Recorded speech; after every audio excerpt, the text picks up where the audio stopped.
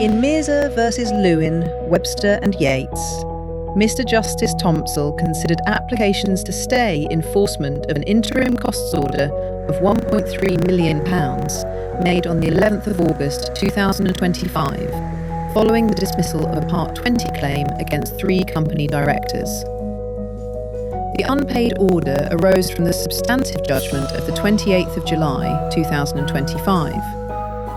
Mr. MIRZA sought a stay under Section 49, subsection 2 of the Senior Courts Act 1981 and Rule 83.7, arguing that enforcement would cause substantial commercial disadvantage through forced realisation of property assets subject to an Al Rayyan Bank Murabaha facility carrying significant early termination costs.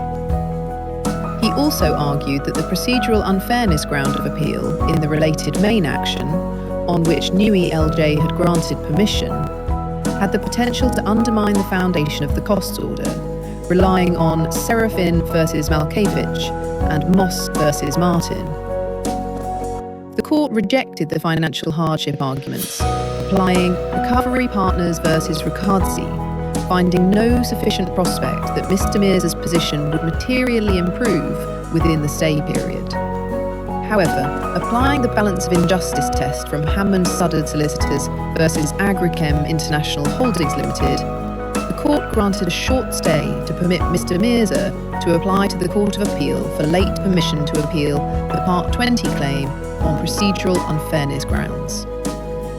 The stay was to expire 1 week from hand down, unless such an application was lodged, in which case it would continue until the Court of Appeal determined the permission question.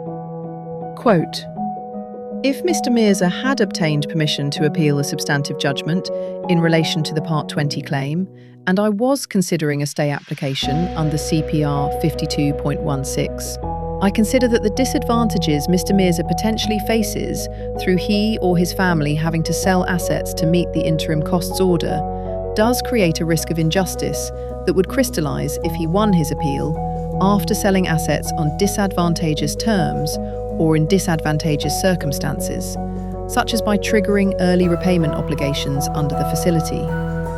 However, there is no appeal on foot in relation to the Part 20 claim, and no certainty that the Court of Appeal would grant permission for such an appeal, given that this is being raised very late.